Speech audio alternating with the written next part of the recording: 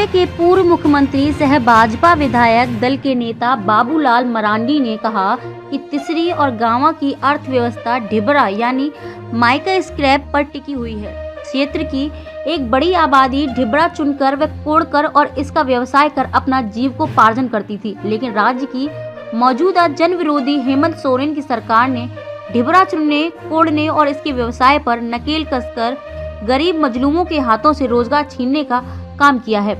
आलम यह है कि ढिबरे का कारोबार बंद होने से भारी संख्या में युवाओं को पलायन हो रहा है। बाबूलाल मरांडी ने शनिवार को तिसरी के गांधी मैदान में भाजपा द्वारा आयोजित हेमंत हटाओ झारखंड बचाओ महारैली को संबोधित करते हुए उक्त बातें कही। तिसरी और गांवा में लंबे समय से ढिबरा का कारोबार बंद रहने और इस व्यवसाय पर नकेल कसे जाने के कारण मरांडी वन विभाग पर जमकर बरसे।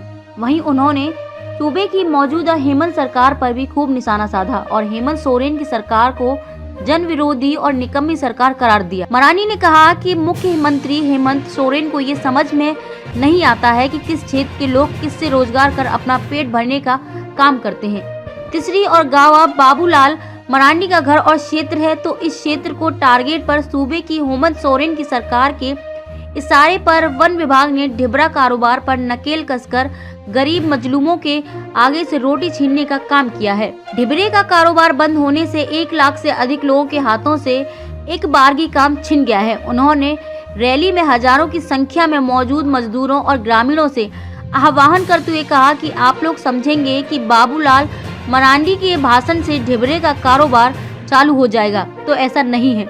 इसके लिए सभी को मिलकर बड़े आंदोलन करने की जरूरत है, तभी यह हट जाई सरकार जागेगी। मरांडी ने कहा कि वन विभाग ने ढिबरा चुनने और कोड़ने पर रोक नहीं हटाया तो ढिबरा लदे गाड़ियों को पकड़ना बंद नहीं किया, तो 15 दिसंबर के बाद मजदूरों और ग्रामीणों के साथ ढिबरा लेकर डीएफओ का गिरिडीह में जोरदार तरीके से घेराव किया जाएगा और जब तक ढिबरा के कारोबार से पहरा नहीं हटाया जाएगा तब तक हम लोग डीएफओ कार्यालय के पास ही डटे रहेंगे। जब तक वो ढिबरा आपका नहीं खरीदेगा, जब तक आपको वो पैसा नहीं देंगे, तब तक उसको छोड़ना नहीं है वहां से। इतना ही कर रहे हैं और कुछ नहीं करना है। वो समस्या है कि नहीं यहाँ के लोगों की, गरीबों की, बताइए। जनता के द्वार जा रही है, जनता की समस्या का समाधान करने के लिए जा रही है, तो आप लोगों के पास जो समस्या वही समस्या है ना। इसलिए मैं यही कहने के लिए आया। भैया पूरे प्रदेश आज इस प्रकार से लूटा जा रहा है। अब लूट के पैसा उसके कई ठिकानों में मिल रहे हैं, तो आज वो परेशान है, तरह तरह की बोलते रहते। इसलिए हमने कहा कि ये जो आज इस राज्य में हालत है, कानून व्यवस्था इतनी बिगड़ी हुई है, रोज चोरी, डकैती, हत्या, अपहरण, बहु बेटियां सुरक्षित नहीं है, छोटी छोटी बच्चियों के साथ दुष्कर्म होती है, हत्या कर दी जाती है, अपराधी बेखौफ होकर के अपराध कर रहे हैं। क्यों हो रहा है अपराध, क्यों बढ़ रहा है?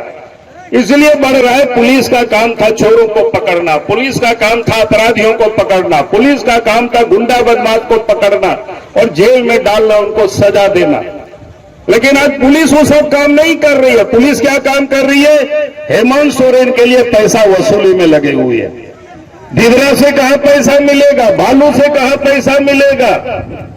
कहीं लोग पति पत्नी की झगड़ा है तो उससे भी पैसा वसूल करो, यही सब धंधा ये लोग कर रहे हैं। और इसलिए आज इस राज्य में कानून व्यवस्था बुरी तरह से बिगड़ी हुई है। कहीं भी कोई लोग सुरक्षित नहीं हुए, लोग डरे हुए, सहमे हुए। और इसके बाद विकास का काम तो पूरी तरह से ठप है। विकास का काम कहीं हो नहीं रहा है। भाई 3 साल हो गया, भाई 30 किलोमीटर सड़क भी कहीं कोई विधानसभा क्षेत्र में कुछ नया नहीं बना, पुराना भी मरम्मत नहीं हुआ। पूरे झारखंड में यही स्थिति है। हम लोग जाते हैं, लोग कहते हैं कि सर ये सड़क खराब है। हम तो रोज घूमते हैं, देखते ही हैं।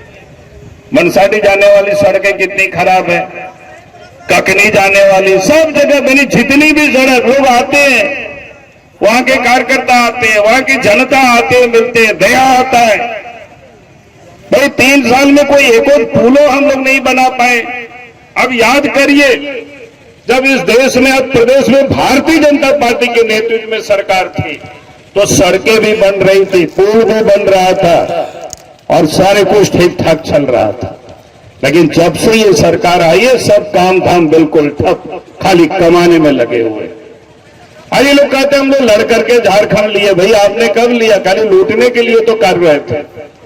इसलिए आज इस राज्य की यही हालत है। देश के प्रधानमंत्री गरीबों के लिए प्रत्येक महीना अनाज भेजती है। 5 किलो गरीबों को दिसंबर तक फ्री में अनाज मिलेगा। उसमें भी बहुत जगहों से शिकायत आती है, फ्री में ठीक ठाक अनाज मिलता नहीं है, कभी आता है कभी नहीं आता है, ऊपरे ऊपरे लोग कटक लेते हैं।